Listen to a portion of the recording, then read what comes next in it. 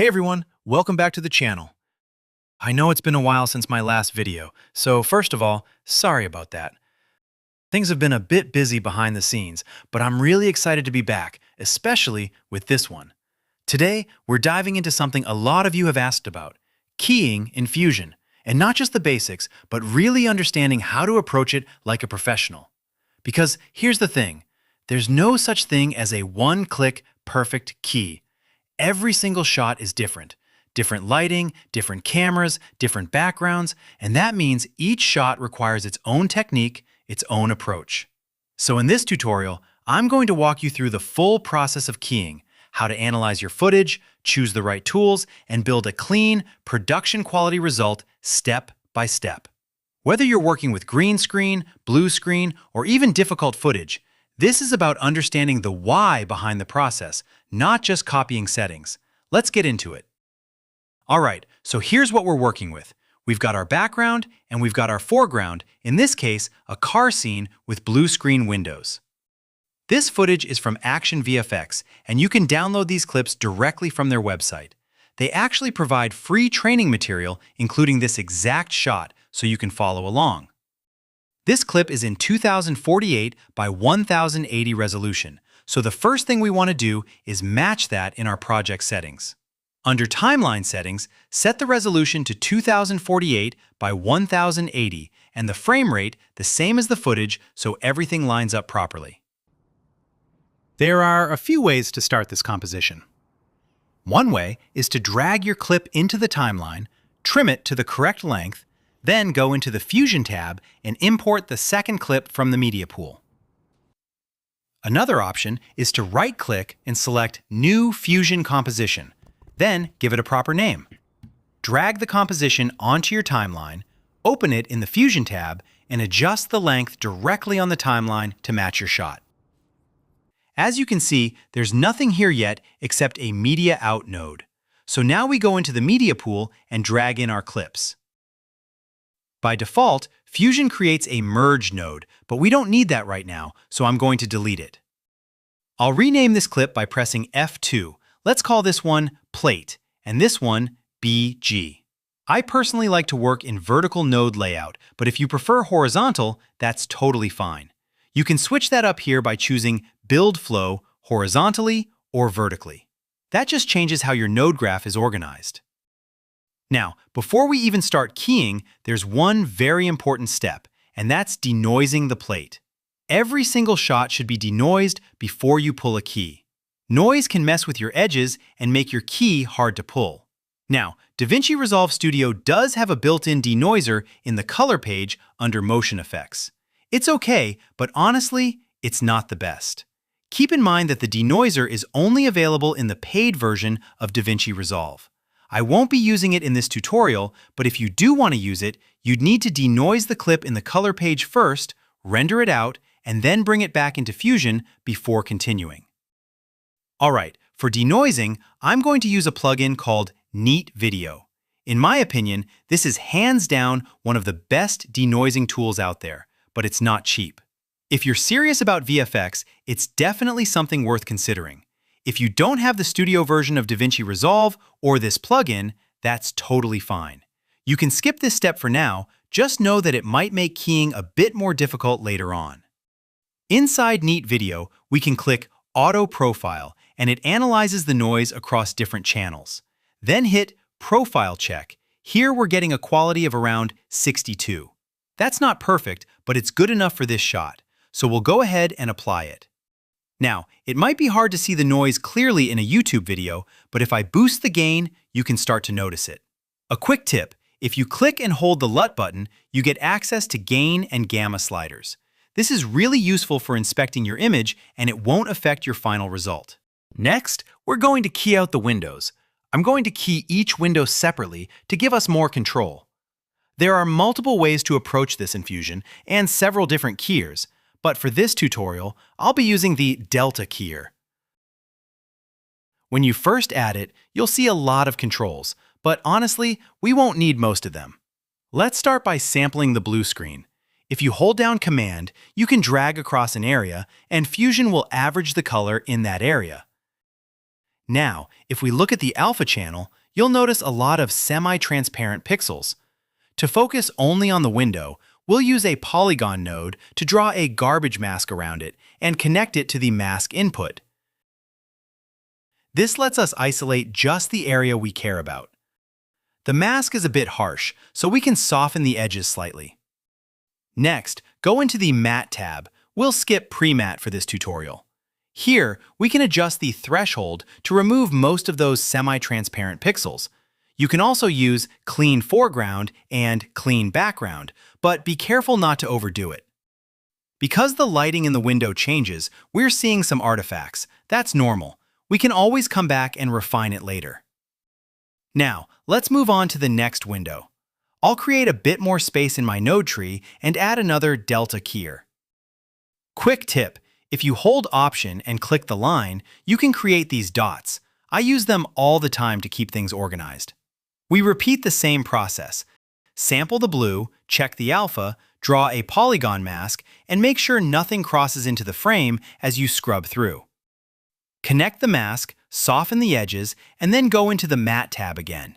Adjust the threshold to clean up transparency. We'll skip Fringe, Tuning, and Mask for now. We don't need them. Now for the final window. Same process again. Delta keyer, sample the color, check the alpha, and draw a polygon mask. Don't forget to include the back window. It's subtle, but it's there. If needed, you can animate the mask. So now we have 3 separate keys. How do we combine them? We'll use a matte control node. Let's tell the matte control what we want to do. I want to combine the alpha from this window and this window. Now, set the operation to AND so both alpha channels are combined. Then repeat the process with the third key using another matte control node. Now all 3 windows are combined into a single alpha. At this point, don't worry about the colors. We only care about the alpha channel. We're going to use the color from our original plate instead. To do that, we use a custom node called the Copy node. If you've seen my previous tutorials, you'll know this one. It takes the alpha channel from one input and RGB channels from another input and combines them together inside this Copy node. You can also use a channel Boolean node, but the Copy node is a faster way to do this. So we take the alpha from our keyers and combine it with the color from the plate. A input is alpha, and B input is RGB channels, or the colors. It looks a bit strange right now. That's normal. We just need to pre-multiply it, or in Fusion terms, use alpha multiply. Now we're getting somewhere, but you'll notice a blue spill on the image. That's because we removed the built-in Despill from the delta keyer, and that's intentional. We want full control, so we'll handle Despill manually with custom Despill setup. Before we do that, let's organize things a bit. Select your keying nodes, add an underlay, similar to a backdrop in Nuke, and rename it Key. Maybe give it a blue color label since we're working with a blue screen. Now, let's handle the Despill. Instead of using the matte control, we'll build this manually for more control. Start by adding a delta keyer and sample the blue screen. Then use a channel Boolean node and set the operation to subtract. This isolates the blue color from our plate. Add another channel Boolean and set it to add to bring the blue screen back. At this point, your image should look identical to the original. Now we insert a color correct node and reduce saturation to 0. This gives us a black and white version of the spill. Then add another color correct node to tint it to any color you want. This gives us full control over the spill. We can dial it exactly how we want. In this case, since the background has a lot of blue sky, we might actually keep some blue, but we can always adjust it later. Let's label this setup Despill and maybe give it a lime color just to keep things visually organized. Now, instead of copying color from the original plate with the Copy node, we copy it from this Despill setup. Next step, merging the background. Add a Merge node and connect the background. If you only see the background image, just switch the operation to Under so the background sits behind. Right now, it still looks fake, but we can do much better. If you look closely, the edges are too bright, and that's breaking the illusion. Also, some details like window lines are barely visible. We need to bring those back. Let's start by recovering the fine details. I'm going to grab a handy tool from Reactor. If you're not familiar with it, Reactor is a free collection of tools for Fusion, kind of like Nukepedia for Nuke users. Once installed, you can open it through Workspace, Script, Reactor, and Open Reactor, and install a node called Wireless Link. From here, we build what's called an additive keyer setup. I'm going to drag my denoised plate and place it here, and I'm going to call this DN Plate 2. I'm going to need my denoised plate for this one. Let's make some space to work with. And I'm also going to need my background footage. I'm going to take the background input with the defocus node and drag it into my input in my wireless link node. Rename this to background 2. Now I have the background and the denoised plate ready. Let's grab a clean plate node. We are going to sample the blue color. Let's adjust the threshold and grow the edges. Then click Fill. Next, we add a channel Boolean node. Let's set the operation to divide and also rename the node so you know what you are doing. Now we grab another channel Boolean node. This time, multiply our plate with our background. After our divide channel Boolean node, we need to add two nodes for this setup to work correctly. The first one is a brightness and contrast node. We are going to click the Clip White button to clamp the pixel values. Sometimes pixel values can go above 1, and that can break this effect. Next, add a color correction node and drag the saturation all the way down to 0. We then merge this setup into our background image, and instantly you'll see a lot more detail. The clean plate sometimes introduces artifacts. Just soften it slightly with a blur node, but be subtle. I'm also going to add another blur node right here. You can see that these lines are very sharp, so if I add a blur value of 0.8 or 0.7, it will take care of that problem for us. If we compare before and after, you can see how much detail we've recovered. This is called an additive keyer setup, and it makes a huge difference. Next, we need to fix the edges using a technique called edge extension. We'll branch off from the main tree and use nodes called erode, dilate, and clean plate. Because clean plate removes alpha, we use the garbage matte input from the clean plate and connect it to our erode dilate node and invert the garbage matte. From there, we can grow edges and fill the gap. If anything looks off, we can erode the alpha using erode dilate until it sits naturally. We need to bring this setup into our main tree. For that, we'll use a dissolve node. Connect the green input on the dissolve node under the clean plate node. Now, add a polygon node and connect it to the mask input on the dissolve. With the polygon, we can isolate the specific area where we want this effect to apply.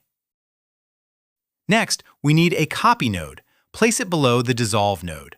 Remember, if you don't want to use the custom copy node, you can use the channel Boolean node. We want to copy the correct alpha channel back into our tree, using the A input for the alpha and the B input for the RGB. We also need to move the alpha multiply node below the copy node so everything works correctly. If you look at the before and after, you can see that we've fixed the edges. We can also add another polygon node below the first one to define a second area that needs fixing. If you start seeing any artifacts, you can fix this with the soft edge slider in the polygon node, but I actually prefer to use a separate blur node. Just be careful not to overdo it. Then, in the dissolve node, you can use the background foreground slider to control how much of the effect you want. Sometimes you'll need different levels in different areas. In that case, you can duplicate this setup, add another dissolve node, and another polygon mask to fine-tune specific regions. Let's organize this by adding an underlay node and labeling it Edge Extend. One nice thing about underlay is that you can use the little buttons in the corner to quickly find and navigate your setups. Super helpful when your node tree gets big. And in general, stay organized, especially if you're working with other artists who might need to open your comp later. Next, we're going to create a light wrap. Fusion doesn't have a built-in light wrap like Nuke, so we have to build it ourselves. For this, we'll use wireless link nodes that we got from Reactor. Right-click and enable Show Title Pictures. We'll need our background and our alpha channel and connect them into the wireless link inputs. In Reactor, there's a node called ML Light Wrap, which I highly recommend. Connect it to your alpha channel and adjust the settings until you're happy with the result. Then, merge the background back into your main tree and use the alpha from the light wrap setup as a mask. If you look closely, we've now added a subtle light wrap. You can always go back into the node and tweak how strong you want it, but we don't want all of the background, only the brightest areas contributing to the light wrap. To do that, we use a Luma keyer. Place it under the background and adjust the thresholds so only the brightest parts remain. Then, soften it slightly with a blur node. If you compare before and after, you'll see that now only the highlights are affecting the wrap. You can also adjust the opacity using the blend slider in the merge node. And of course, don't forget to label this setup with an underlay. Now for the final step, bringing back the noise we removed at the beginning. We'll use 2 wireless link nodes for this. Bring in the original plate and the denoised plate and place this setup at the end of your node tree. Add a channel Boolean node and set it to subtract. This isolates the noise from the original plate.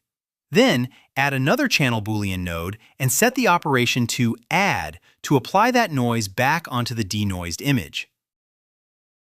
If you compare the original plate and your result, the noise should match. Now, this method isn't perfect. Right now, we're also bringing back noise from the blue screen into the background. A more advanced approach would be to regrain the image using gizmo like DasGrain in Nuke. But for now, this works, and I'll cover proper regraining in a future tutorial. Let's label this setup with an underlay and call it Noise. And that's about it. Just remember, every shot is different. The techniques we used here won't always translate perfectly, so always adapt your approach to the footage you're working with. Thanks for watching, and I'll see you in the next one. Happy compositing!